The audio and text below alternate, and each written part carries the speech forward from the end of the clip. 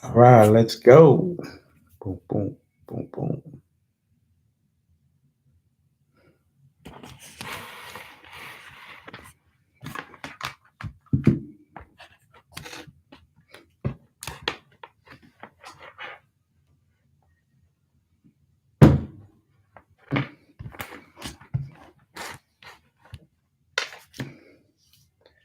What's up, everybody? I'm back. A lot of good information. So let's go. Let's go. Get this credit stuff rolling.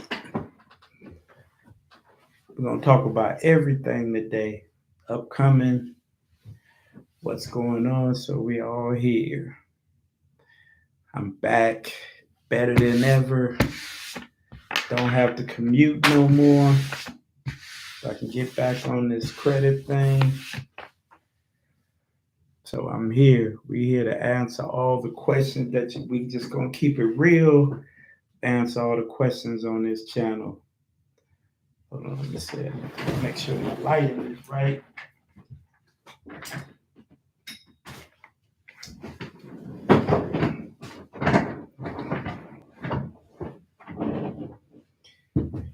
Oh, let's go. I'm here to answer the questions. Y'all got me here. So we're gonna answer these questions. Man, I need to get some better lighting up in here. What's up? What's up? Cash, what's up, Cash? Hey, I'm just ready to answer everybody's questions, man. I'm back. It's been a struggle, man, with trying to commute, but I don't have to commute no more, so now I can start focusing. Start trying to put out videos every day. I'm about to start expanding. I'm gonna start talking about investing. A great time for investing for all y'all new people that are not investing in the stock market. All these great companies at discounted prices, and y'all not buying. Man, y'all missing out on a great opportunity to make some money long term. Money that y'all could just be putting away. You know. No, I was in Dallas. I moved back to Houston area. So now I'm back in the Houston area. I bought a house down here. I was commuting back and forth from Dallas to Houston. So now I picked up a really good job here with a great company. All right, that's what's up. What side of town you from? You from Houston? You from the south side, north side, east side, west side? What side of town are you on? Southwest side? Houston's best city for black people. Yeah, it's a lot going on. It's a lot going on. You be on my Instagram shit, I be telling you, it be what's up. But yeah, I like Houston, man. I've been in the military, man. I lived a lot of places. I lived in a lot of different cities, man. I always put Houston up at the top. You know what I mean? It's got the best of everything. Southwest Kirby. Okay, all right. I know what Kirby is. Yep, that's on the southwest side. Yep, over there by Buffalo Speedway, South Main. Yeah, over that way. Yep. Oh no, you Kirby is over there off 59. Actually, my brother live off Kirby over there by uh Eddie V's. Eddie V's. Yep. That's one of my spots I go eat at. Eddie V's over there on Kirby. Yep. Right off 59. Yep. Yep. That's what's up, man. Over there by Lakewood Church. So what we got, man? What we got? Hopefully we got some questions. I know I've been kind of missing in action. It's really, man. I really needed to focus on getting back. Finding the right opportunity to get back here. Yeah, Kirby. What did it say? Kirby funds from 610 through 59 to downtown. Oh yeah, yep, exactly. Over there by the Galleria, take 59, take it to downtown. But yeah, I know I've been missing trying to really, man, I was just trying to find a great job here in Houston. For all y'all know, I do work a full-time job. You know what I mean? There's other things that I am trying to do One of the main things I'm trying to do is buy into a franchise. So that's really what I've been working on. But it's coming.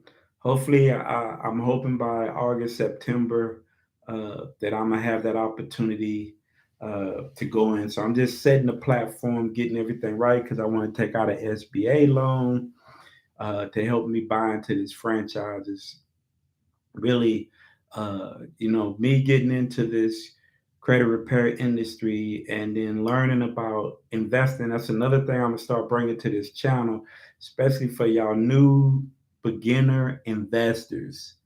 Uh, my plan is I'm gonna open up another brokerage account, right? Probably with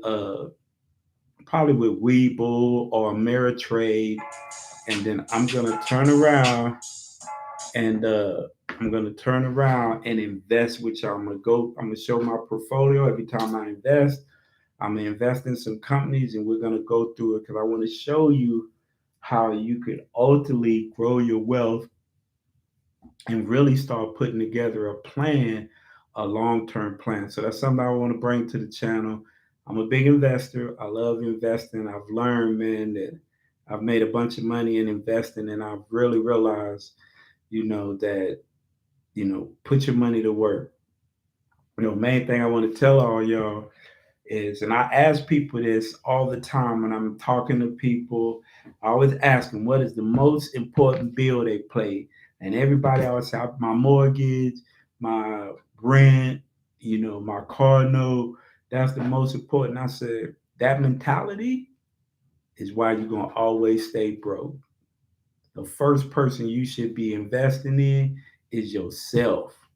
When you get paid, the first person you should be paying is yourself by investing and putting your money to work, right? It's not your rent, it's not your mortgage, it's not your car note. That is going to keep you in a revolving circle to always be struggling financially. But investing in yourself so you can build your wealth is what you need to be doing. I'm not saying not pay your mortgage, not pay your rent, but we all got money we could put away. The problem is we don't think we have enough and we don't understand compound interest. And I'm going to be going over this in some of my investment classes to show you how your money can work on compound interest. And it don't have to be a lot of interest, but that's something I'm going to bring to the channel. But I wanted to start, so these lives are going to start being on Saturday. At one time, I was trying to do them on Mondays, but that's because I was commuting. Since I'm not commuting anymore, probably Saturday evenings, if I'm not out, um, messing around with cars or something, I'm definitely going to start every Saturday at some point having just give me an opportunity to open up to y'all so y'all can ask me questions. And good. I got to get me a better camera too because I got a lot of light in here. But I think the problem is I'm using the camera on my Mac, and man, it's just not. I gotta find me a really good camera that a 8K camera. I gotta really find one. I have to really do some research. So I think that's the biggest issue is my camera, man. My camera on this Mac ain't good. So what y'all got for me? Y'all got me for a little bit. Let's talk about the CFPB. CFPB has come out with a lot of some new what they got Regulation F on new policies for debt collectors.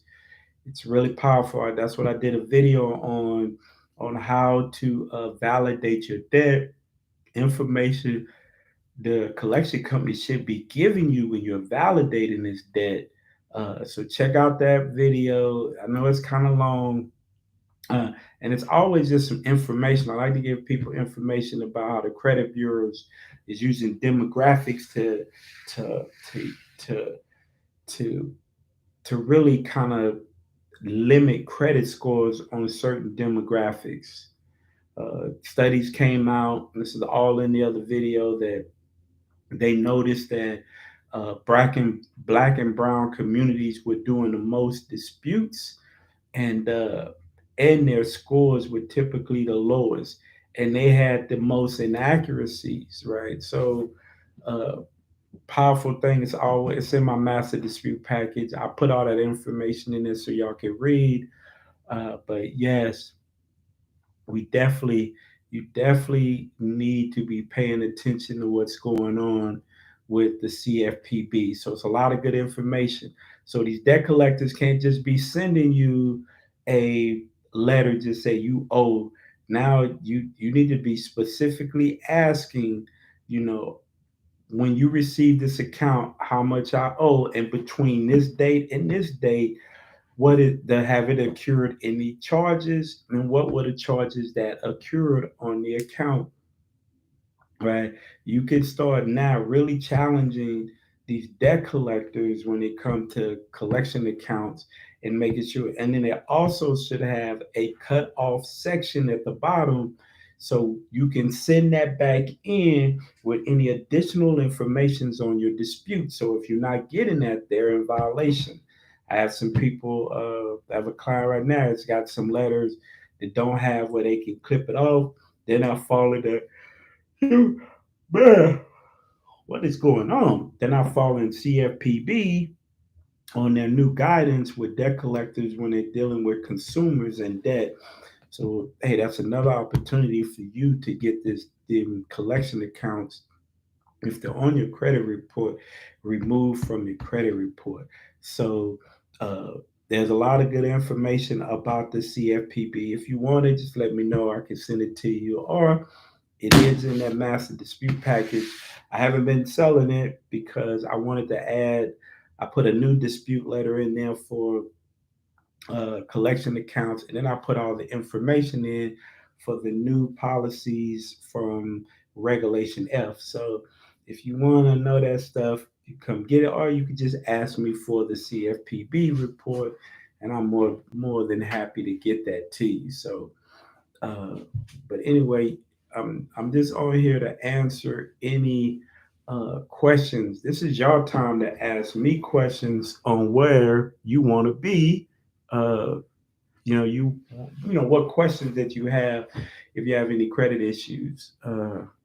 I canceled my Experian Boost. What do you think about that? I mean, it didn't help me at all. I did it, Experience Boost, and then turned right around. It didn't raise 1 point, and then I just because to me that Experience Boost is just giving them access to too much information. In my personal opinion, now you're putting your rent on there, your cell phone on, your water bill. To me, I just think it's just too much access. That's good for a person that a very new person of credit that don't have much credit. I'm just not in that experience because to me it's too much access to information to me. That's just me, you know. That's my opinion. I don't want to have a bunch of, you know, other bills that mess around. You late on an electric bill and they want to be putting that you late on an electric bill that you allowed them to put that on there because you added it. I think you just want to access your DTI ratio. Uh, I think they just want to access your DTI ratio. Yeah, I mean, it's just you're right. It's just the access to too much information. Like me, I'm just not comfortable. You know, they already putting too much on your credit report. Now you're going to add your water bill, your electric bill, your cell phone bill, your rent, your rent.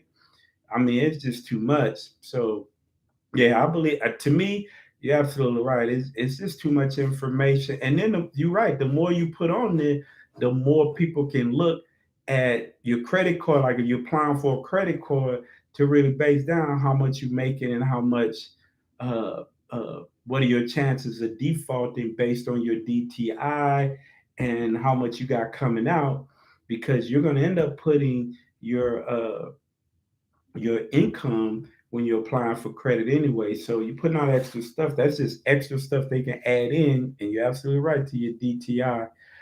You know, another thing, like I know for people that are married or maybe you're in a relationship and y'all sharing accounts, if y'all share an account and you apply for a credit card, since all that money goes into one account, combine both incomes when you're applying for a credit card. It will help you get a larger, a larger credit line, right? So if you married, you and your husband's accounts are going in the same account.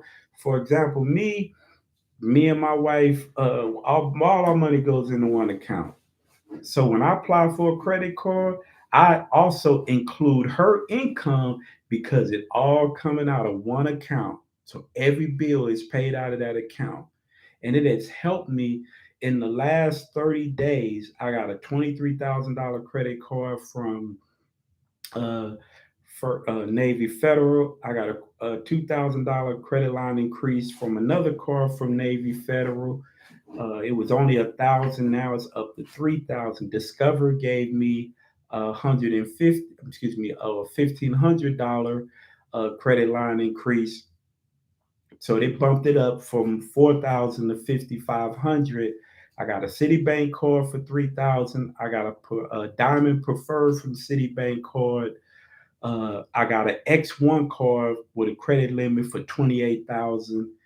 Listen, I am telling you, when you filling out these credit applications and you got additional money coming in, right, and it's coming into that account if you married or you got a boyfriend, girlfriend, or whatever your relationship, and it's going into one account, man, use all the funds that you have available to you to show, yeah, I could handle a larger credit limit. I do it all the time, and I've got much bigger credit lines. So Cass say they won't add rent, but they'll add Netflix. How that sound? Yeah, that's crazy. I thought, there's some people that will report your rent. There's some things out there that will report your rent. The average person is paying a mortgage note in rent, yeah, but they won't add your rent, but they'll add your payment your landlord pays. Yeah, I mean, I think there are programs out there that you can get in that will add your rent, but I don't know. I have a mortgage, so I don't want them putting rent on there anyway because it ain't my property, and so they may be acting up, and I may have to get out of it.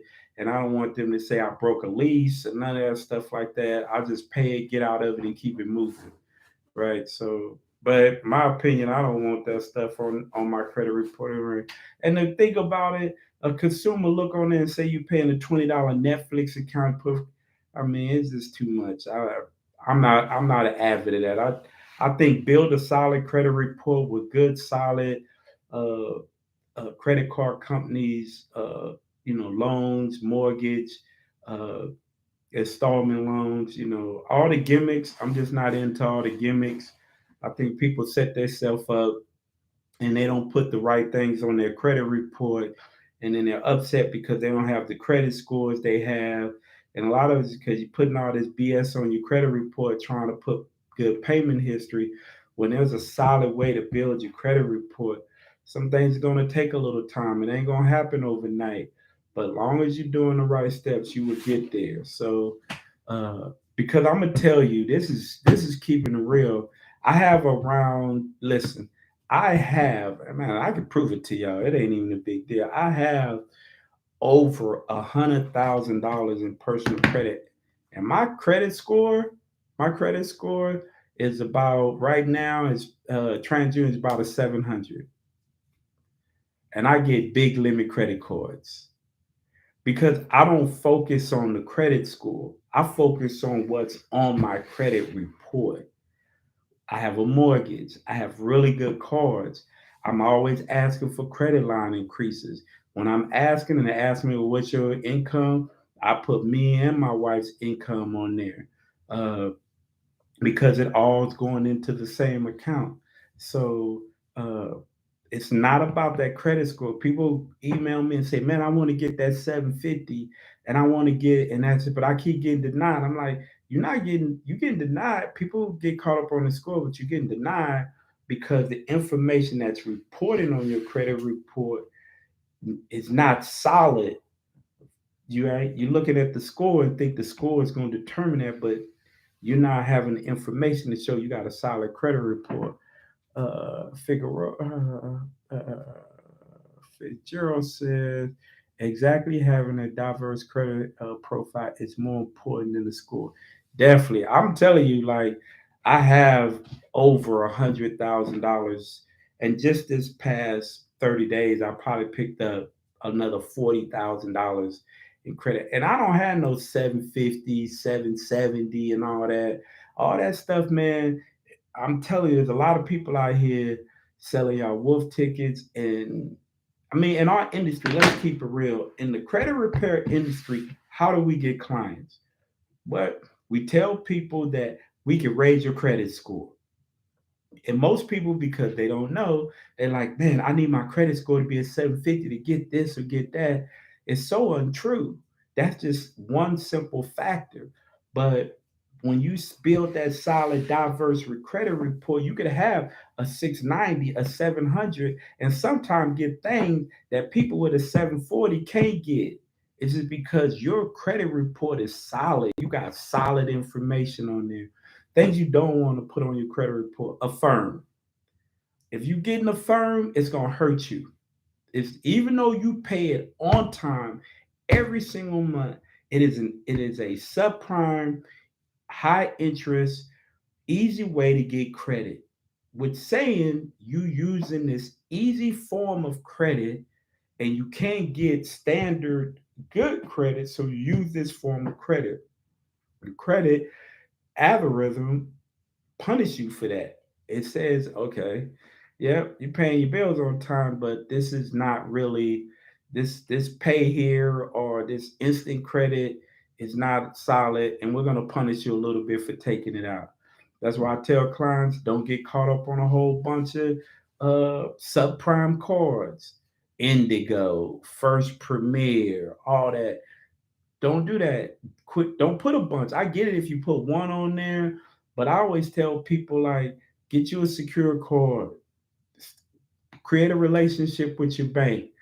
Even if you started off with $300, every time you get paid, take $57. Keep increasing the limit on the card, right? Because the higher the limit is, helps you get a higher credit card.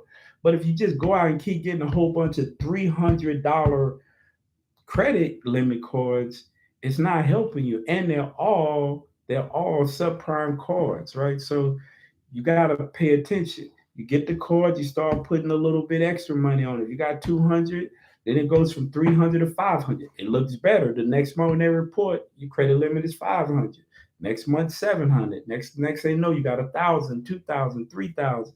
Then if you're working with your bank and they see that how you're progressing and the money you put in, you're paying it on time, you're keeping utilization low, they'll convert that into a regular credit card. Now you can take all that extra money out of that card because you no longer need that card, and you just took some money and saved some money. So for Jill said, for this man says, you're saying is why you have one of the best.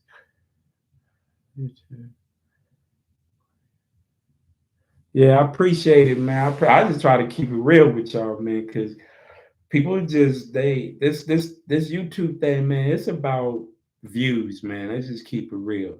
They're gonna give you some cliff bait, tell you how to get something off your credit report. You take 15, 20, 30 minutes listening to the same stuff somebody, five other people. Then you go by and apply it, and the shit don't work. He's like, I didn't wasted 30 minutes listen to this BS, and then somebody else said, that's why I don't, I'm telling this, dealing with the credit bureaus is such a challenge because we all know that they're not doing. That's why I try to keep up with, senators and all that. Like the Democratic Party is trying to make some strides to improve the and put pressure on the Consumer Finance Protection Bureau to be more involved in what's going on in this credit reporting because they're not to me they're not doing their job, right?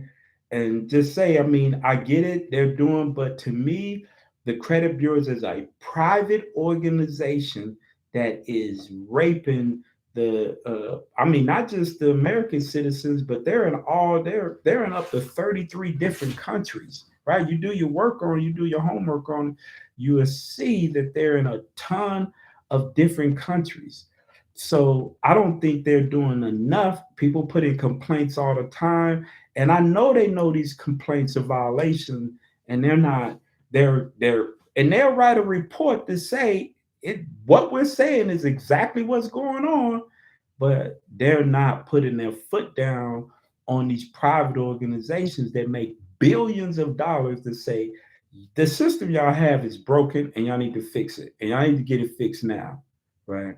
Uh, so we have to, and that's why I'll tell you with disputing, you have to be specific about it and follow the process. Dispute, method of verification, get a response. If they're not responding, you should file a complaint with the Consumer Financial Bureau. You need to send a non-response letter. You need to put all that in your complaint. I sent the letter. Here is because you could. I'm pretty. You can scan stuff in. This is the certified letter that I sent in. This is when I sent it. I never received a response. Right. I filed a method of verification, and you got to follow the process. You have to do it, and you have to do your due diligence. You got to keep going. You got to send a letter to the original creditor. Quit being scared of the original creditor.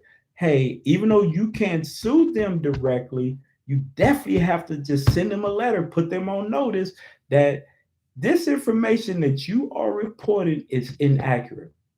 The next thing I want to tell you, listen, even me, like I tell you, I keep it real on this channel.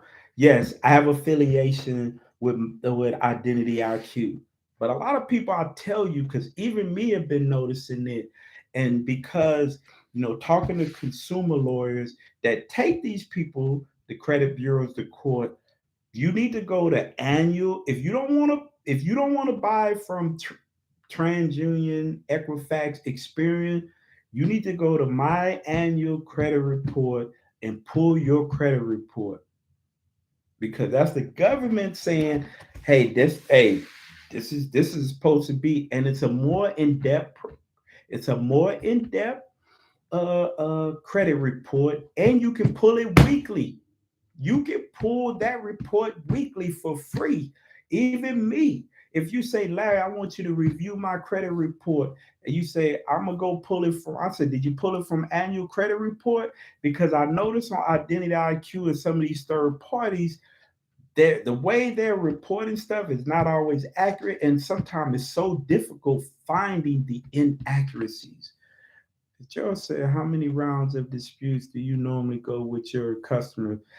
Look, usually I'm gonna send the original, the first one, and this is how I do because I'm very transparent. So I'm gonna do the letters for my clients and I send it to them, right? They send them out and I tell them send them out certified mail because sometimes the credit bureaus, if they think that a credit reporting a credit repair agency is helping you, sometimes they'll try to flag those disputes, right? Right. And then you got to go through a limited power of attorney. It's just a lot. So for me, I want to do the disputes for you, but I'm going to give them to you so you can mail them out. So they can't say that you're doing these yourself. I'm just a guide, right? After the first one, when they get back and they say, okay, this is verified, this is deleted, we'll come back here and say, I need a method of verification. Uh, I disputed this account. They came back verified. How did you verify this account? How did you verify whatever you disputed? So you say, how did you verify the date of last payment? You just ask them if that's what you disputed on my method of verification. How did you verify the date of last payment? Right? And when you ask for that method of verification, see, because a lot of people don't understand what Section 609 is. I need to pull it out. I'm gonna read section. Listen, you get these people with these 609 letters. 609 letter means, right? that you're requesting information that the credit bureau have on file. So when you do your method of verification, you're also going to request all information that they have on file under section 609 on this account, right? So you're going to do your method of verification in section 611, and then you're going to say 609, I'm requesting all information that you have on this account, right? You got to realize that at some point you have to build a case against them because we know they're not doing what they're supposed to. So try to get $1,000 for each violation that they make. Listen, to go down to the courthouse and file a suit against it, what, $70, depending where you're at, $50, maybe $100, right? It's not that much. But the only way we can get them as a society is that we got to start taking more. They say it's 1 in 3. So if every 1 in 3 people filed a suit on the errors on their credit report, we would get their attention. But we don't do that. We let them slide.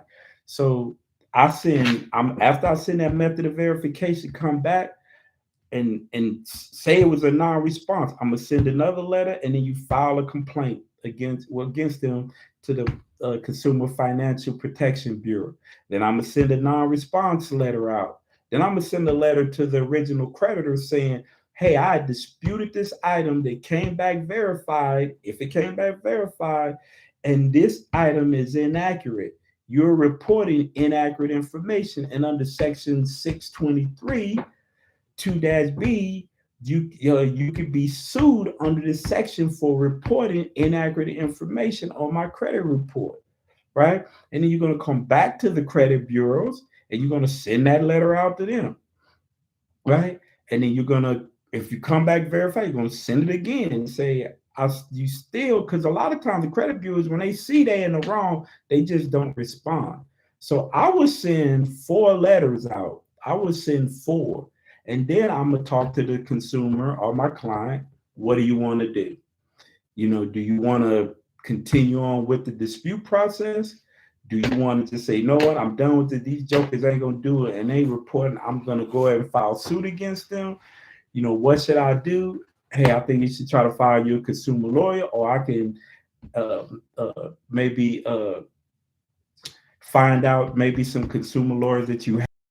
Seeing there's some consumer lawyers there on YouTube that make because lawyers know lawyers. They may not, but they know who may know lawyers. So especially consumer lawyers. So hold on, let me catch up on these messages. So Misha said, "Hey Larry, I have an auto installment charge off account that is currently reported on my credit report. I'm in the process of disputing, but would like to confirm the inaccuracy."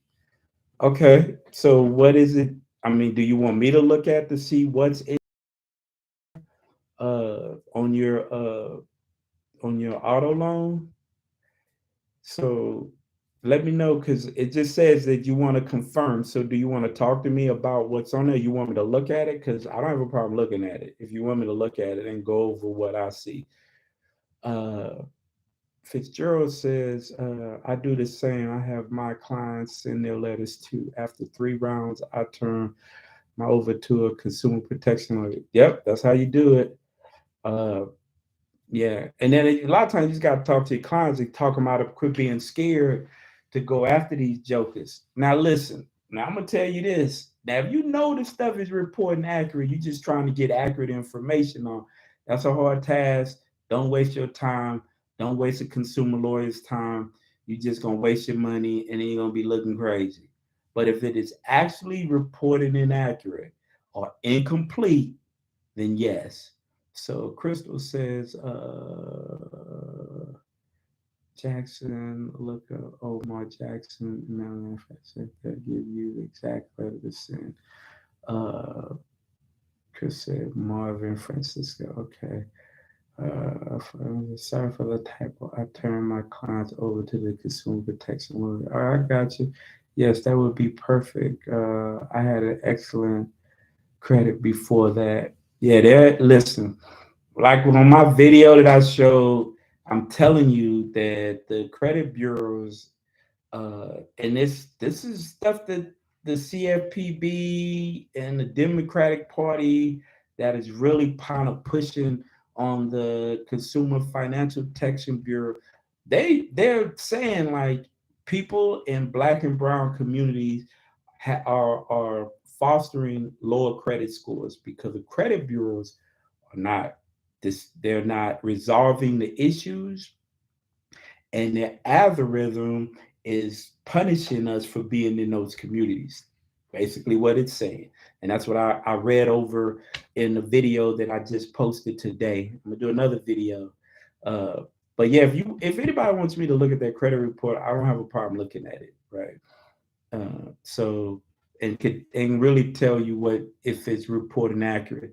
Now charge-offs, I know a lot of people are. This is the biggest thing since I've been doing, and what most people struggle with is charge-off accounts. Charge-off accounts. So the first thing I'm gonna tell you is there because you got 1099, even me, I'll tell you about 1099 C's, charge off. The first thing, a charge off is the most damaging item on your credit report. Even a bankruptcy, uh, as it gets older, I mean, I had a bankruptcy. When it came off my credit report didn't raise 1 point. But because bankruptcies typically, if you do a chapter 7, it's been discharged once the courts come, it's been discharged, but it's just going to report for 7 years. But it's not reporting every month. A chapter 7, I mean, excuse me, a chapter 13, you're in a payment plan, right? The creditors are not reporting anymore, right? They're not reporting a payment, anything. So, but a charge off, they will put every single month that charge off is open. So if you had a charge off on your credit report in 2018, it's 2022, every year for those 4 years, they've been reporting every day. I mean, every month. And then they're reporting that you have a past due balance. And they're reporting is delinquent. So a lot of people don't really. So I tell people, listen, if you want to improve your credit score, right? Uh, and this is one strategy. If you want to improve your credit score off the rip, try to get them to settle that account. Because once it's settled, they no longer can report on the account. So people try to struggle with this, and they don't understand why their credit score, they're adding positive stuff, that charge off is dinging them because every month they're putting CO, CO. So it stays a active current account, right? But the day you settled that account, they can no longer, if they report on it the month after, that is a violation, and now you can go and sue them for it. You can sue the original creditor. They're not supposed to be reporting on that charge off after it's paid. Now, the other thing y'all need to look at is these original creditors. They're doing some foul stuff. They're submitting right 1099 C's and not sending it to consumers. So you need to be checking with the IRS to see is a 1090. If you got to charge out 4 years old, 5 years old, 6 years old, still reporting, they had to submit. Listen, they're not just taking no losses. So they filed a 1099-C. So you need to call the IRS, get your tax transcripts, figure out if a 1099-C was issued on you, and try to use that 1099-C to get it removed. Now, I tell people it's easier to get a charge off removed if you settle, request a 1099-C. I've seen them come out. But trying just to get a 1099-C for the entire debt, it doesn't relieve you of the debt. I can show you court cases where the courts have said it will not relieve you of the debt, right? So that's why I tell people try to settle it. I had a $19,000 car. I've told you this. Uh, I settled for $27.50, the Capital One, and they ended up taking it off my credit report. I got a 1099-C. They took it off. Okay, so hold on, let me get back. It says Metro 2 compliance letter remove all negative items in less than 30 days with the right of privacy law and more. Send a Metro 2 letter. Okay, so I'm big on Metro 2. So uh, Metro 2 also says that you can't remove accurate information. So you could send that letter, but if they're reporting accurate information, Metro 2 also says that you can't remove accurate information. So past reading for years and watching videos for years, more like 10 to 20 years, is the only thing that's going to get you to understand credit stuff. And I know it will keep watching and studying. Exactly. I mean, that's true. Like I'm always listen. I can show you tons of information that I look at, tons of information. So uh, but Metro 2, a lot of time, listen, I have the credit resource guide. And matter of fact, I just ordered the new uh Fair Credit Reporting Act. I just ordered it, right? So I'm telling you, even in Metro 2, some of it is a lot of codes. It is a language. So it is not, you cannot sue anybody under Metro 2. It is just a language. So if you understand the process, you understand that you send in a dispute, they put it in an ACDV form, which is a automatic dispute verification form.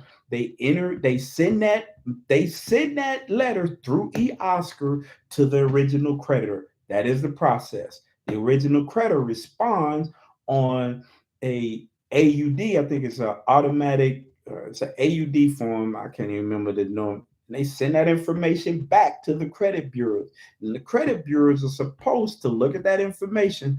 Also, they're supposed to be, they're supposed to be, because they've added that there are documents that should be uploaded into that on that ACDV form to go to, but that's the problem. There's documents that are not being uploaded. When you send documents in to prove, they're not being uploaded to the original creditor. And we don't even know if they're using the ACDV form to the original creditor. That's why I'm big on making sure that you pull your credit report, you highlight the inaccuracies, you write a dispute letter to the original creditor and say this stuff is inaccurate. You need to delete it, or you need to remove it, or you could be subject, but you should be disputing it with the credit bureaus too. You have to. Let's see. Are you using a iPhone? Am I using an iPhone? I'm not using an iPhone. So so what's it? I think I said no. Send them a message to compliance letter. Then complain to the state that the letter that you do consent to e-Oscar. Well, that's consenting to e-Oscar, not consenting to e-Oscar. It's the part of the dispute process. That's that's that's just what do you say? That's false information. You can't tell them not to send information through eOscar or not use eOscar. eOscar is how they communicate with the original creditor. So how can they, if you can't use eOscar, how do they how do they talk to the original creditor? So you can't say that you didn't give them permission to use eOscar. It's in Metro 2. So they have to use eOscar as a part of how they communicate. So it's the only way they communicate with the original creditor. So when people say send a letter, so I didn't authorize or I didn't give you permission to use eOscar, it don't make sense because they have to use eOscar to to get to the original creditor. That's people giving bad information out there. So they have to use eOscar as a part of the system. It's a part of the Fair Credit Reporting Act. It's a part of Metro 2. There's no way they can communicate with the electronically. They do everything electronically. They have to do it. They have electronic to scan your disputes. From scanning, they issue a 3-digit code. They man, one person got 5 minutes to look at it, to give you that code. Then they upload it into a They use Metro 2 language to put it on the ACDV form to send it through eOscar to talk to the original creditor. And the original creditor on the other end is he understands the Metro 2 language. He responds back to the credit bureau, and the credit bureaus through that language is going to say, okay, do we need to fix something, delete something, or whatever. But it's all automated. That's the problem. There's not really nobody looking at it.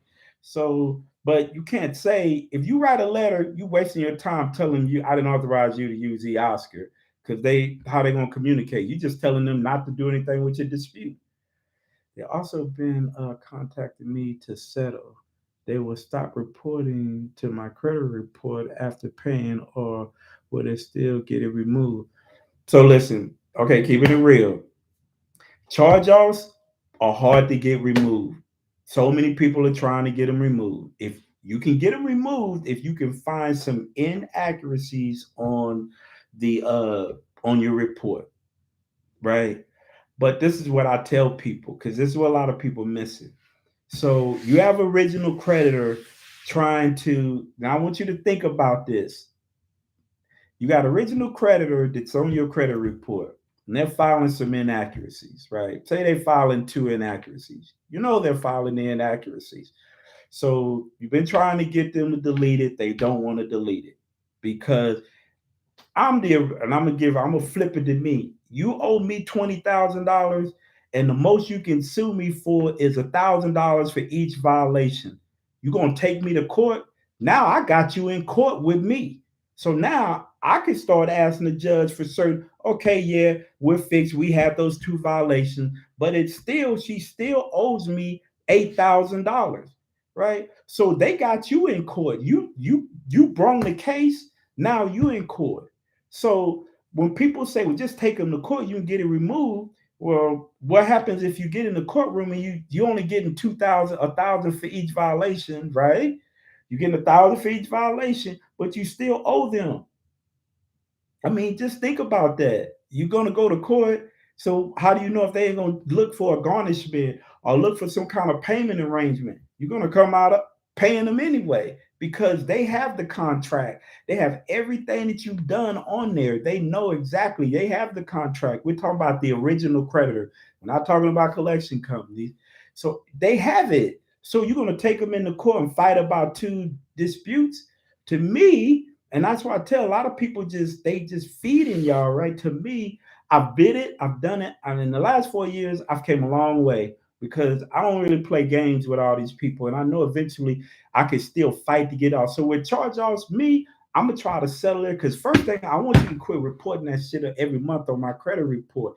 If I can come up with a good enough settlement and get out of it, and then I'm gonna try to dispute it off of my credit report. Because now I got them not reporting it anymore. And two, just think of this your score is going to go up. Why?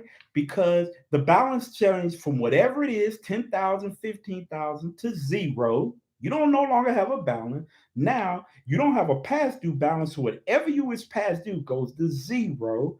So now your DTI changes because you just wiped off a bunch of debt. Even if it was 10,000, you settled for 2,000, you still wiped off $10,000 worth of debt off your credit report.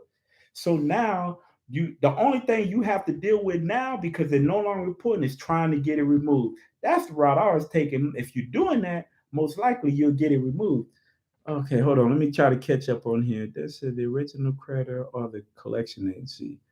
It says I don't want to break out the law, but the law clearly states you can opt out of Oscar that basic credit knowledge 101. Okay.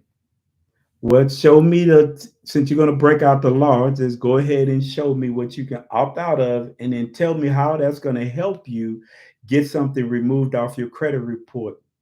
So, because the only way they can communicate with the original creditor is through eOscar. So, Go Crystal. Tell me how they're going to communicate with the original creditor without using the Oscar. Since you're going to break out the law, tell me how they're going to communicate with the original creditor without the Oscar. You think they're gonna write them a letter, or you think they're gonna go knock on their door? Well, how are they gonna communicate with the original creditor?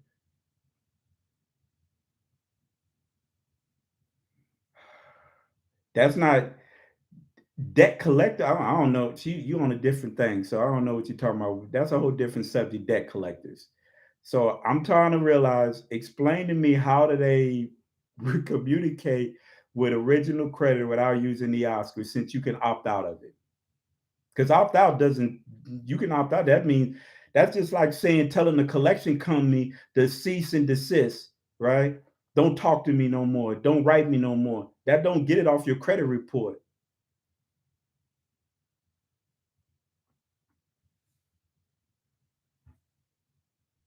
See, this is people that they only read part of it, but they don't read the whole thing. There's still a process that has to be followed. So it's the same way. If you're with a collection company, you tell a collection company, it's the same way you tell a collection company, do not contact you anymore. So if you tell them not to contact you, now how can you resolve the issue?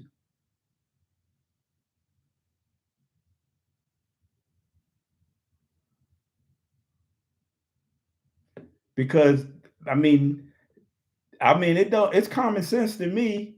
I mean, it's certain things that you make it do, but it don't resolve the issue.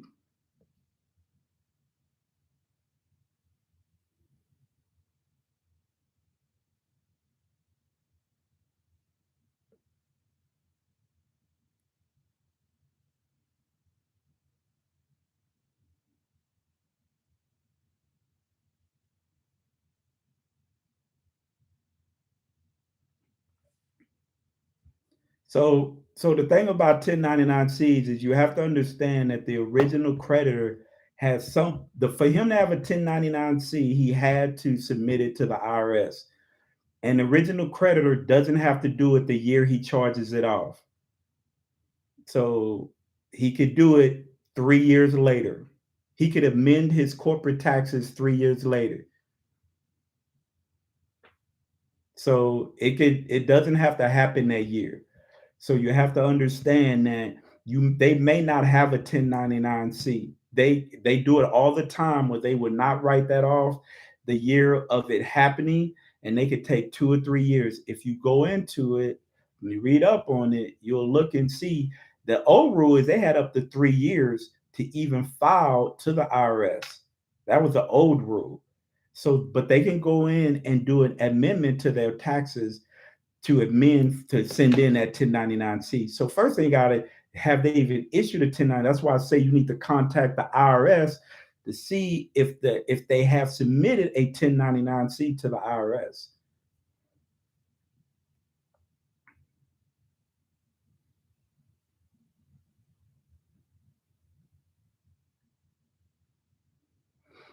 Okay, 1681 what? Because there's a lot of different sections in 1681. 1681I, 1681E, 1681. What 1681 you talking about? Because I can pull it up.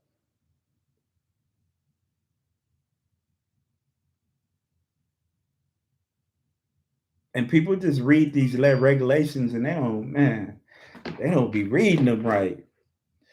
All right, let me pull up. I'm gonna pull up 1681 for you, but you wasn't specific in what area of 1681. 1681.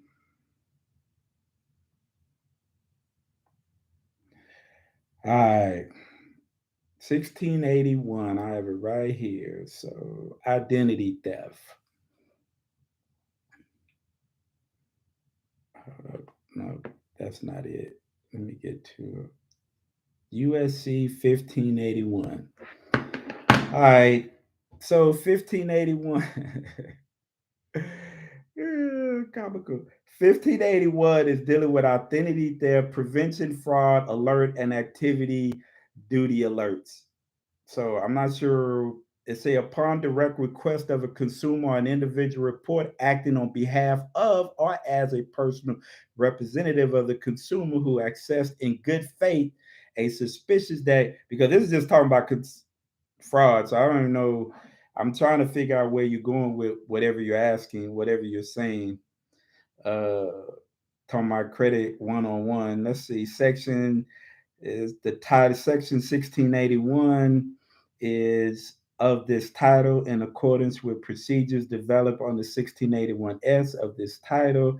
Access to free credit report in any case in which the consumer reporting agency includes a fraud alert on a file of a consumer pursues to this subsection.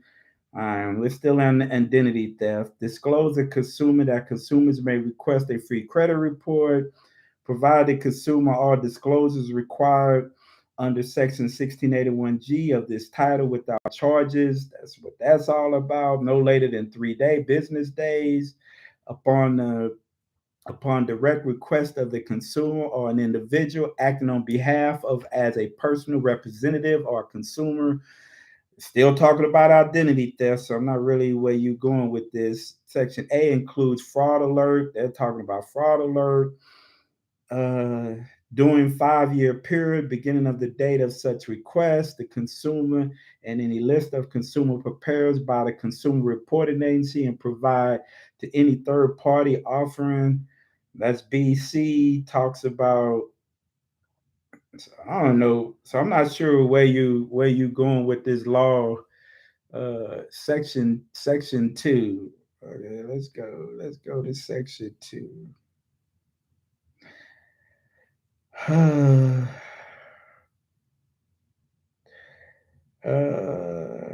It talks about the reseller, the duty of other consumer reporting agencies, and provide uh, limitations of use of information for credit extensions, fraud. This is still talking about fraud. Consumer using additional cards, verification. If a consumer requested alert has specified a telephone number in the use of identity verification, required for extension notifications, uh, national security freeze definition purpose, the terms consumer reporting agencies, the term proper identification, the terms credit freeze. So I'm still trying to look for where is this where you talk about the Oscar Crystal? Because I'm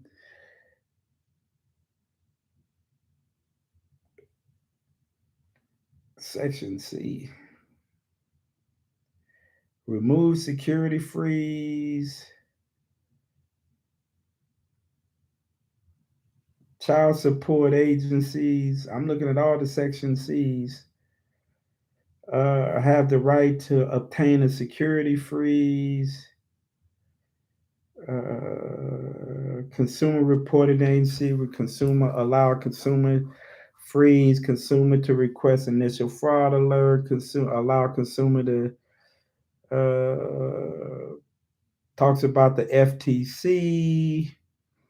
The term consumer reporting agency means a consumer reporting agencies described in 1681A. Protection. The term protection consumer representative means a person. Yeah, this is all the terms. May not be created or use a considered protection consumer where steady on terms of insufficient proof of authority means documentation that shows the protect consumer, a lawful exclusion.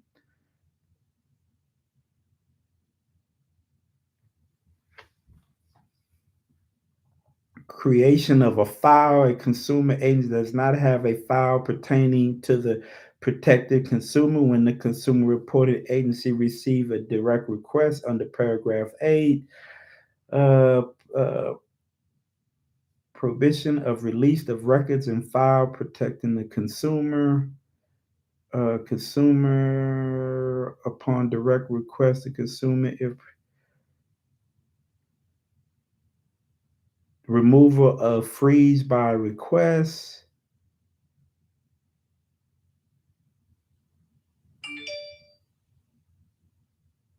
Consumer reporting describe. Yeah, I don't. I'm not. Are you talking about E Oscar? Say Crystal said Melvin Fresco. Oh man, if you talking about Duran, them jokers that's telling y'all about consumer law, they got you all jacked up because you can't sue the credit bureaus up under that.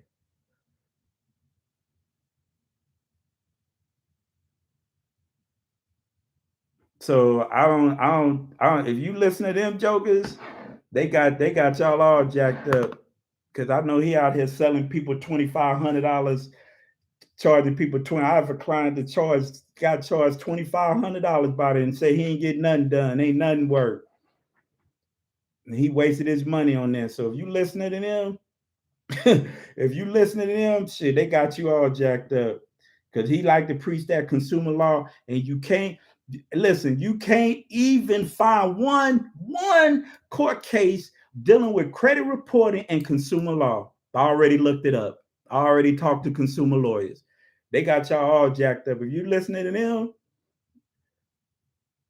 you listen to them, y'all getting because consumer law, you got to realize that they made the government makes certain laws that are specific to certain agencies, and those agencies are what you cannot find court cases.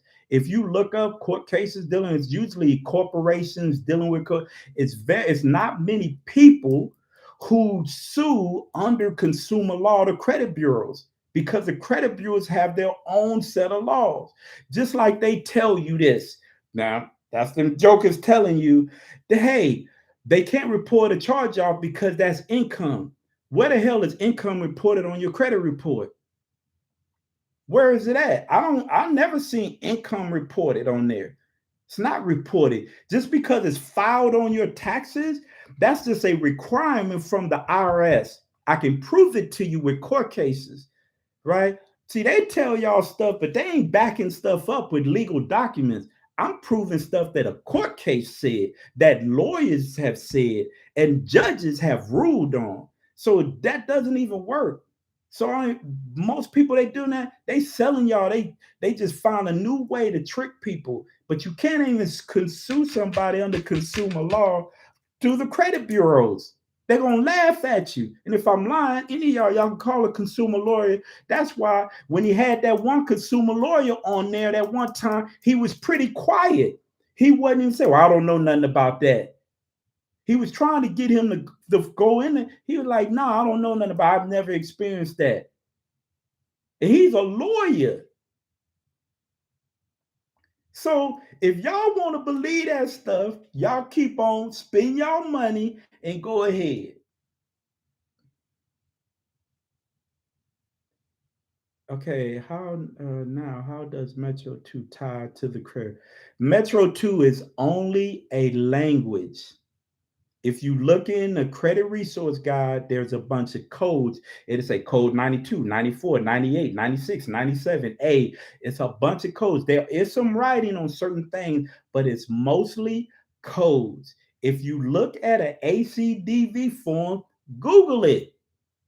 You ain't got to listen to me. Google a ACD form and look at the codes that are on there. So when you do that, you will see it is a language that has been used to commute. You cannot sue under Metro 2. It is only a language that is used to communicate. That's all it is. It is nothing more than that. Now, there are certain things that you can use. Another thing, do you know that is no law that an original creditor has to report information on your credit report? But if they do, it has to be accurate. So say they don't report the TransUnion, but they report to Experian. They don't have to report the TransUnion if they don't want to, and there is no law saying that they do. None, zero. Look it up. There's no law saying that they have to report. Now, if they report, it has to be complete and accurate and verifiable. But if it's on one report and not on the other, that's their choice. They don't have to. It's no law saying that they have to. So when you hear somebody say, well, it's not reporting on TransUnion, so it's inaccurate, they don't know what they're talking about. because there's no law and say they had to. Maybe they're not an affiliate of them. Maybe they're not. Maybe they don't pay. Maybe they don't want to deal with TransUnion. That's why certain creditors only pull from certain credit bureaus. They may not even have a relationship with them. So, man says my point is your point. A consumer cannot sue under Metro 2. No, they cannot sue under Metro 2. They have to sue under the Fair Credit Reporting Act because that is the law. Metro 2 is only a language that they put in place to try to increase the accuracy of reporting. That is it. That was the whole purpose of Metro 2. But you can't sue. If they do something that Metro 2 said they not do, you cannot go in and sue them for that. Now you may can use that to help your case under a Fair Credit Reporting Act and kind of use that as proof that they're not reporting accurate information, but you cannot sue. Say, I'm gonna sue you because you didn't do this and this was a Metro 2 violation.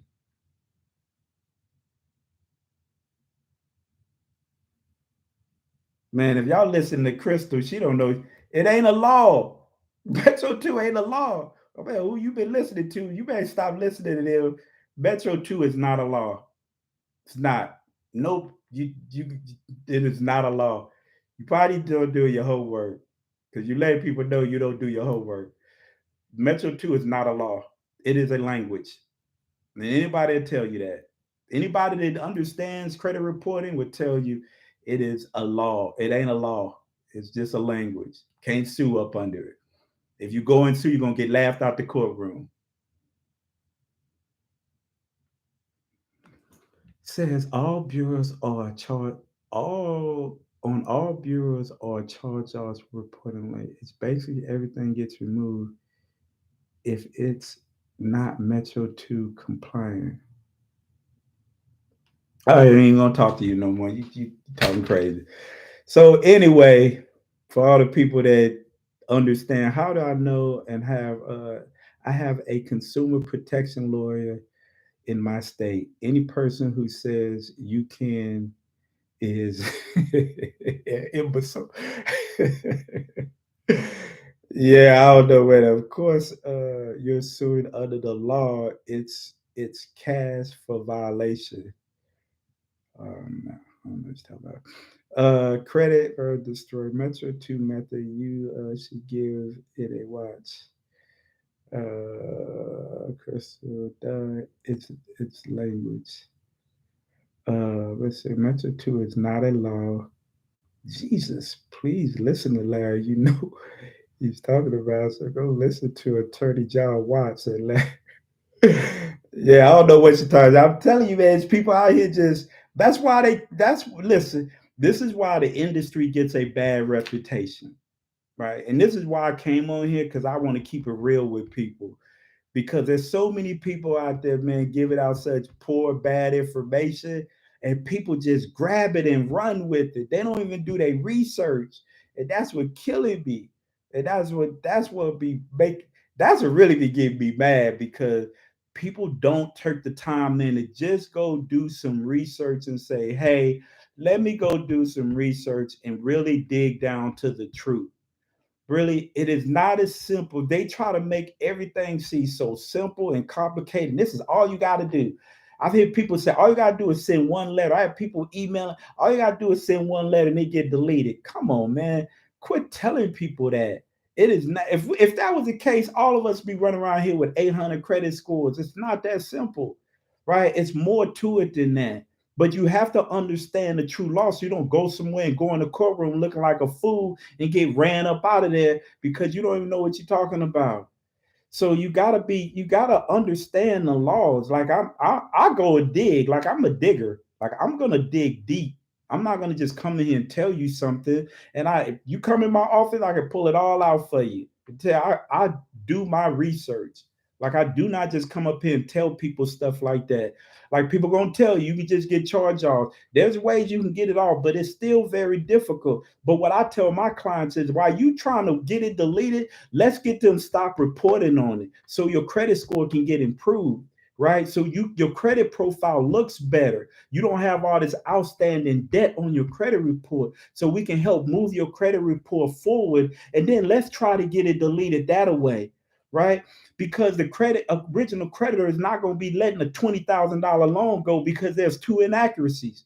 The credit bureaus, they get paid by the original creditors. You just a pawn in the whole pool. You think they worried about you sitting in dispute with two inaccuracies when you show that you got a $20,000 debt with them? Come on, man, we gotta be smarter than that. That's why so many people credit reports stay jacked up for years and years and years and years.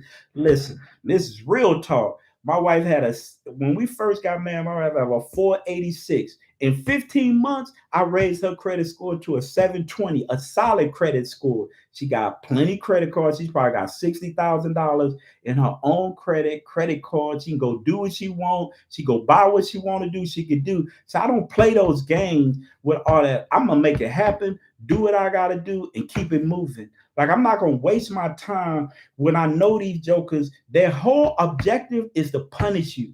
Their whole objective is to keep your credit score in the dirt. That's their whole objective. You know why? So they can charge you higher interest, because they know eventually you're gonna need furniture, you're gonna need a car, you're gonna need a place to stay, you're gonna need insurance. Their whole job is for them to make money to punish you. If you don't want to believe that, look at your checkbook, look at your pocketbooks. I'm telling you, that's what their whole job is. They're not, it's not as simple as that. You got to understand the game is way deeper. It's a chess game. And if you don't know how to play chess, learn how to play chess. It ain't just simple like checkers, right? Some of y'all with this credit, y'all playing checkers. I play chess. So I'm telling you, it's a lot deeper than that.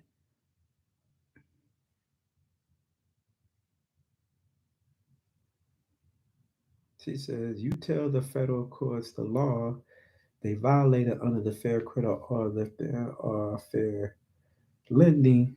And I mean, if you tell it, if you're going with any laws, I'm on the laws. Anything that says fair credit reporting and fair debt collection practice act, faith and lending, that is something in consumer law. That's not in the Fair Credit Reporting Act. So you can't go and sue somebody under that unless you, because I'll look it up for you because I have the book here since y'all think I'm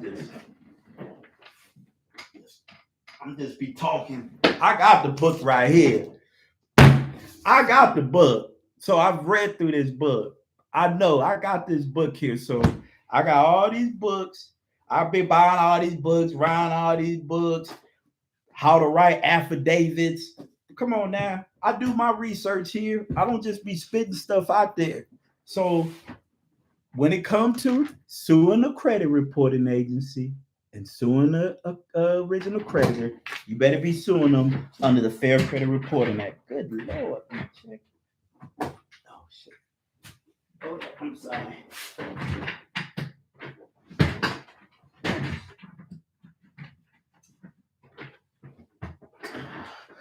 So, my chair acting up, man. Y'all got me excited. Got my chair falling apart. All right. I know Crystal going off on here today. So, she said you get arrested for stealing others. It's calling, I don't know. You gave mention to letters to a credit bureau, not the federal courts. And Larry, Larry, can I get your input on your thoughts on investigative consumer reporting instead of? I don't really know a lot about it, investigative consumer reports instead of the method of verification. I mean, the reason I just say because the Fair Credit Reporting Act gives a stipulation on how the process needs to work. So the reason I tell people certain things, because if you do want to take them to court, you have to be able to say you followed that process. If you deviate from that process, you got to remember these are $1 billion companies that are in 33 different companies that is a private organization that got big lawyers. Any small mistake you make, they're going to use it against you to say you didn't follow and you can't sue us under that.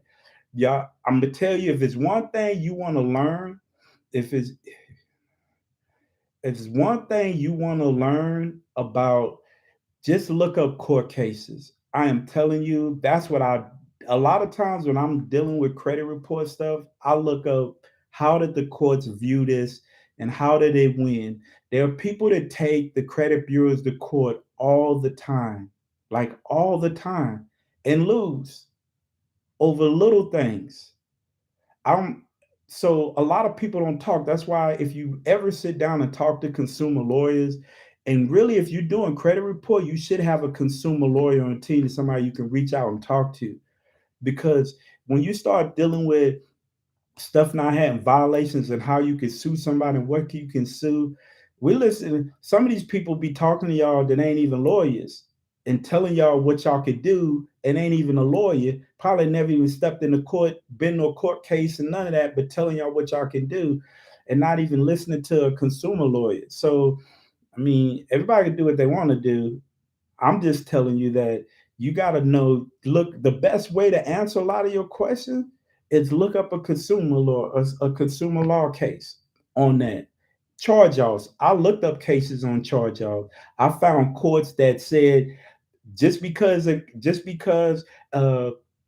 creditor wrote off a debt and filed a 1099-C doesn't relieve the consumer of their responsibility of the debt.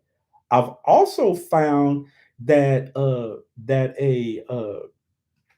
and not to cut off, but that's 1681. We're going to talk because that's a lot of terms. I was looking at it today when I was in there cleaning up my office, and I'm gonna do a class on 1681A. But back to what I'm saying. So there's I also found that there was some smaller courts that said it was unfair or unequitable to report a charge off when you receive a tax credit or benefit. But there's no, yeah, but I was looking at it today because I remember you asked me about how to do 1681, a class on 60 and how you relate it. But I could tell you just briefly, it is a lot of terms, but I will go over that with you. But but the thing I learned is I went on and I just stopped listening. When I started doing it, I used to listen to a lot of people on YouTube, but I learned, man, I stopped listening to them and I said, man, I gotta start doing my own research because it becomes, are they doing it to get views? Are they doing it to give you real information? Are they giving you real information to actually work? Or are they just giving you information to make you come back and watch them? So I stopped watching a lot of people, right? So I just started doing my research. And then once I started doing my research, I started saying, well, okay, they say you can sue this, but did they win, sir? How did they lose some of these cases? When you start getting into some of these cases, you'll start realizing, like, dang, man, they have some inaccuracies, but man, when they start breaking it down in legal terms, man, the credit bureaus was getting away with stuff on one simple something simple. So I'm just telling you, like, you'll learn a whole lot in credit reporting on what they can and can't do when you start checking out court cases that people took them to court in whatever district they took to them. You will learn a lot from it. And that's what I do. I go look up a court case. I looked up when people started doing this, when all this stuff for consumer law started coming out, I started looking up and I give every one of you assignment, start looking up to see if you can find a consumer law case that was used in the credit bureau against the credit bureaus. Tara, because I've been searching and searching. I found so many consumer law cases, and none of them were against the credit bureaus. So a lot of these people, man, I'm telling you, and they ain't naming no court cases. I can give you court cases on stuff I talk about. They don't give you no court cases. Oh, you want me to do a court case live on what 1099? That's not hard. Hold up, that ain't hard at all. So you think I be joking like I just be telling you stuff. See, see, see, whole lot of stuff. Look, Model Medical Protection Act. Man, I've been doing my homework. Shoot, on deck on what's the name? Hold up, man. Here it go, right here. There it go, right there. So you want to look it up? I gotta fix this chair. This chair acting up. So we can look it up together. You want to look up? Why don't you look up case? Hold on, let's see. Well, this one says the issuance of a 1099-C and and the Fair Credit Reporting Act. You see that? You see that? So hold up. So it says, although the IRS has provided some guidance in various information letters, the federal and state courts have interpreted the IRS guidance in different ways nationwide. Courts differ as it whether issuance a 1099-C extinguishes a debt and prohibits a creditor from pursuing collection or reporting the debt. While it appears that the district and the circuit courts are holding that the existence of a 1099-C form does not alone operate to distinguish a debt, some courts of limited jurisdictions have held that it is inequitable to allow a creditor to belatedly enforce the alleged debt after receiving a tax credit. So that's one. All right.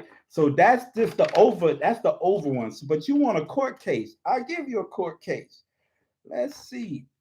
Oh, it also says the Internal Revenues Code lists 9 factors that trigger an issuance of a 1099-C, including the expiration of the statutory limitations to collect or the breach of contract, 6 years in New York, or a decision or policy to discontinue collection and expiration of the 36-month non-payment testing period, which I talked about earlier. So, oh, well, it's a court case. So let's see. Let me find the court case because you be thinking I just be running my mouth. You can look up Ware versus Bank of America. There go one right there. You can look that one up. If you want this information, email me. I'll send it to you. It's in my master dispute package because I give this stuff. You can also look up Grossman versus Berkeley Bank. For example, the plaintiff alleged that the bank reported inaccurate information to the credit reporting agency and should be liable under the Fair Credit Reporting Act 1681 S2B. 2014, the court held that the defendant bank did not violate the Fair Credit Reporting Act 1681 S2B when it sent a 1099-C, a cancellation of debt, to form to the plaintiff and reported to the uh, credit reporting agency that the account was settled for less than the full amount pursued to the credit reporting resource guide. Citing Third Circuit precedents, the Grossman courts emphasized that it's only when the furnisher fails to undertake a reasonable investigation following notice that it may become liable for private litigation. So, I mean, I could read all this stuff to you. No, I ain't never get mad. I'm passionate about what I do. I ain't never mad, but I give you this information. Under HIPAA medical information, CT gets reported. I don't know. She just on here just talking. I ain't even talking to her though, bro. She must be lonely tonight. Uh, Anybody else got something else? Okay, hold up. Let's see. First says your Model Protection Act model video has helped get my clients' medical collections off their report. Thanks. Yeah, no problem. Yeah, I mean, I need to do some more videos because there's a whole bunch of stuff like because I got a whole bunch of stuff, man, that I've been. Oh, for y'all to thinking, here go that when y'all remember y'all say y'all want me to go over this 1681. There it go right there. I'm gonna go over it for y'all. I'm gonna break it all down for you. I told y'all I found it today, and I remember you wanted me to have a class on that, so I'm gonna do all that. Hold on, what else I got? Bankruptcy. Look, let's talk about the the 9037 rule. People don't talk about. Uh, yeah, hold up. I got some more stuff in here. I got a lot of stuff. But anyway, man, it's good. Man, we've been on this thing an hour and 24 minutes. You don't need to Model Protection Act. She don't know. She lonely. I wouldn't have sent the viewers a HIPAA violation letter.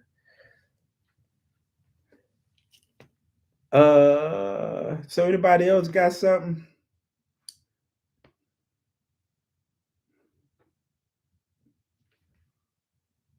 Well, hey, I meant to tell you, hey, if you don't shoot give me the thumbs up. I never even said all that. Give me the thumbs up and we'll be good to go.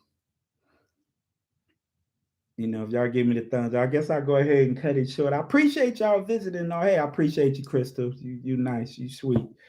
So I appreciate all your info. Uh, but anyway, uh,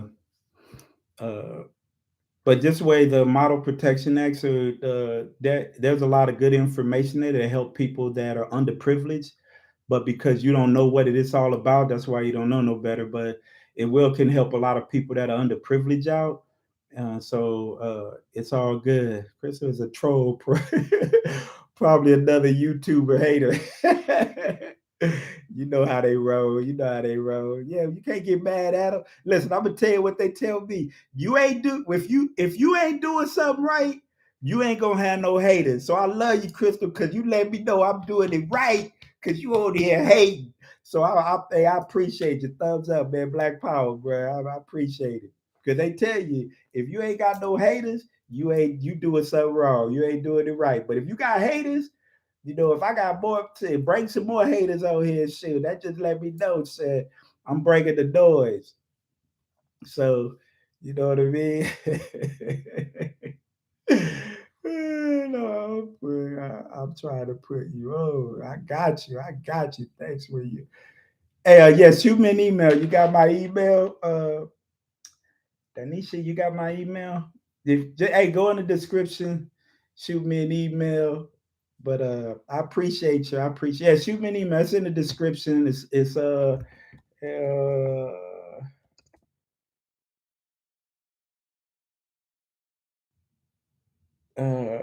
get, I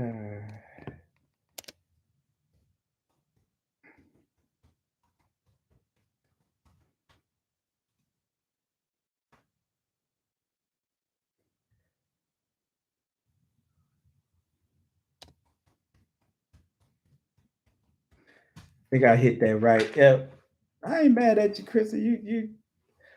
I ain't mad at you. Shit, I love it. Hey, listen, I'm all about helping people, man. I don't care what nobody say. I ain't here for views and all that. I listen. I make a good living.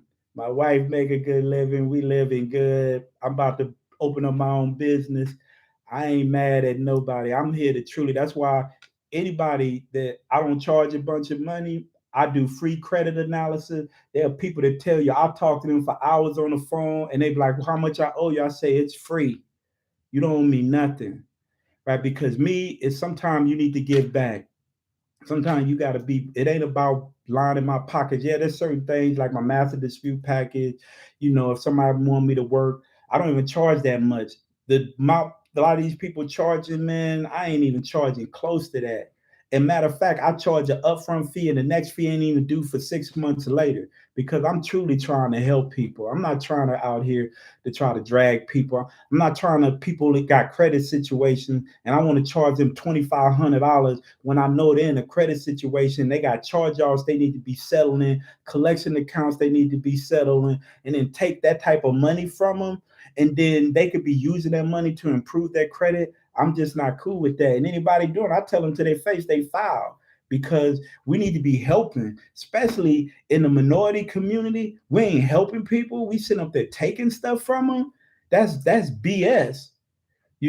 So I'm just telling you. So I'm all about helping people. So all these people charging people X amount of money and all that, and then feeding them all the lies and stuff like that. That's garbage to me, and I would never do nothing like that because, man, I want to bring people up with me. I'm not trying to turn around and be trying to dog people and charge them all this crazy money because I'm trying to pay my rent. Go out there and get your stuff, invest your money, make your money work for you, so you ain't got to be trying to take and then take advantage of other people who don't even have it, right? That's just not me. So for me, I'm always be like that. So it is what it is. I'm gonna keep it real with you. So I'm not gonna be around here trying to. I mean, I don't even worry. You never hear me talk. I talk about subscribe, all that stuff. Have sometimes my videos I forget to say it because it's not something that I feel that is real important. I'm glad that people subscribe. I'm glad that I can reach out. I'm glad that I can help people. But I'm not in there. You'll never see me charging people the outrageous amount of money. Some of these people on YouTube are charging people to fix things they know damn well they can't even fix and not giving them the right information.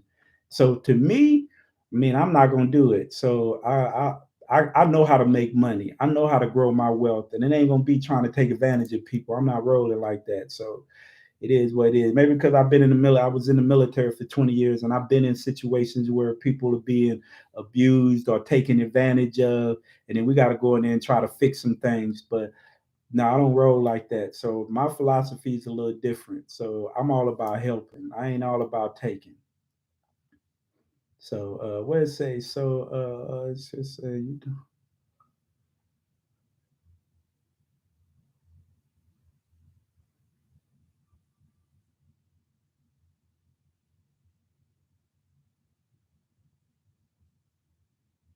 I watched them. I watched all of them. I give sometimes they give out good info. I'm not saying all the information they give is bad, but I noticed that they give information for you to ask for it, and then they're gonna charge you for it. That's real talk. I hear the information. I check them out. I hear sometimes they give you. I don't know about Melvin, but that DD he gonna give you a little bit, and then he gonna tell you to give him a call. And I'm telling you, I've had clients that have called me and told me how much they paid for his package, and they told me $2,500. Are you serious? Are you serious? You charging people $2,500? Man, come on, man. You can't tell me you out there to help the people. You can't tell me that. It's not that serious. If that's all you can do, man, you need to go and do something else, man. It's way more money out there to be made than trying to take advantage, man. So that's just my take. And I tell him to his face, I ain't scared. I ain't no punk. I tell him that shit is just foul to me. Yeah, I'm gonna be rich, but I'm gonna be rich on my own accord. I'm not gonna be rich taking care, trying to take advantage of other people.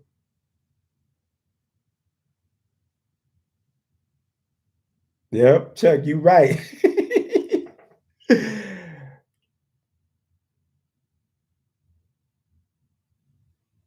Yeah, but I ain't buying I'm not buying that stuff. I already know what they selling. They selling a bunch of BS shit. I ain't buying none of that.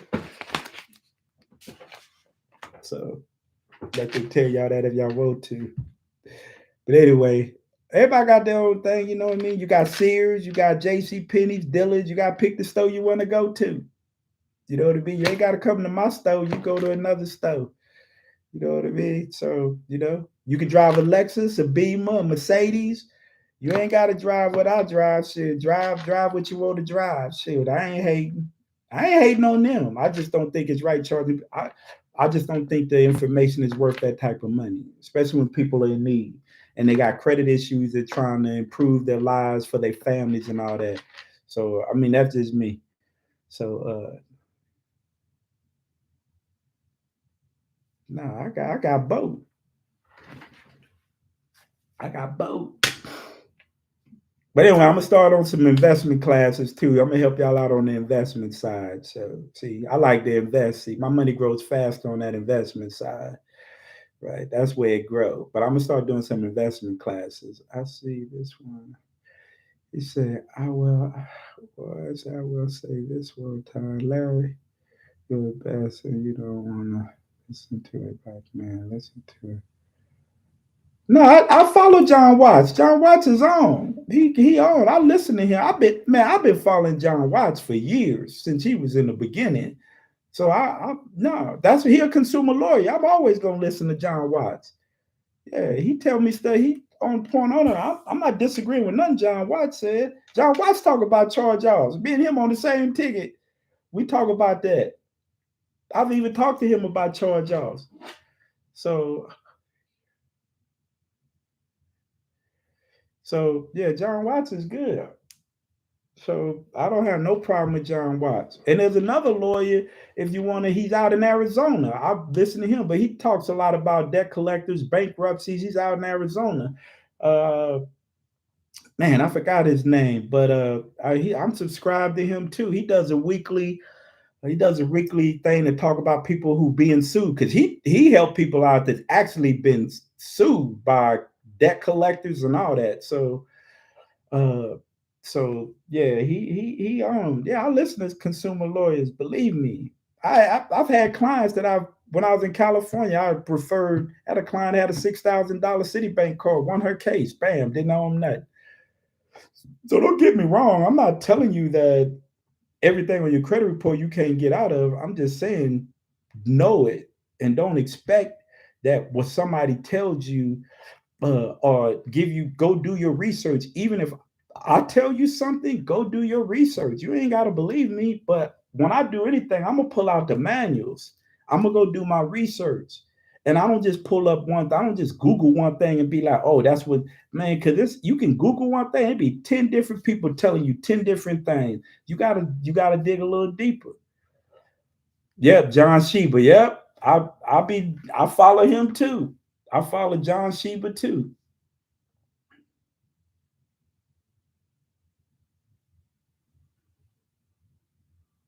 Yo, Chris, Cash, yeah, I do this laugh a lot. Right. Y'all need to be nice on here. We ain't calling no names. This ain't we talk about credit on this channel. We ain't talking about we just keeping it real. We just keeping it real on here. So, but anyway, let me cut this off. Hey, I appreciate y'all, man. I've been on an hour, man. My wife looking at me sideways, talking about what you doing? Get on off of here. So, hey, I appreciate y'all, but I'm gonna be putting out way more classes. So just follow. I know somebody want to talk about this 1681A.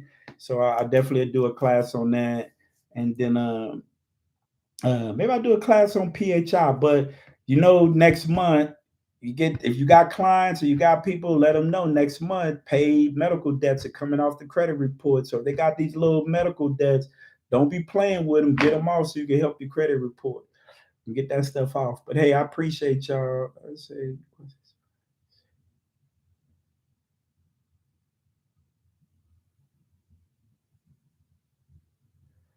so anyway, y'all man, y'all be tripping, man. Y'all. Hey, but I appreciate y'all, man. No doubt, man. I appreciate y'all for real, for real. Uh, uh, y'all going off. Boy, I tell you, hey, I appreciate y'all, man. But I gotta go, man. I appreciate y'all. I love y'all, man. Y'all take care, man. Keep it real with yourself. Be righteous, man. Good things to come to you if you're on that level, man. No doubt.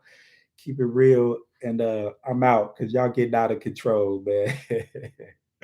Hey, y'all take care. I appreciate y'all, man. And then, hey, if you need to reach out to us, shoot me an email. I got you. I'm out.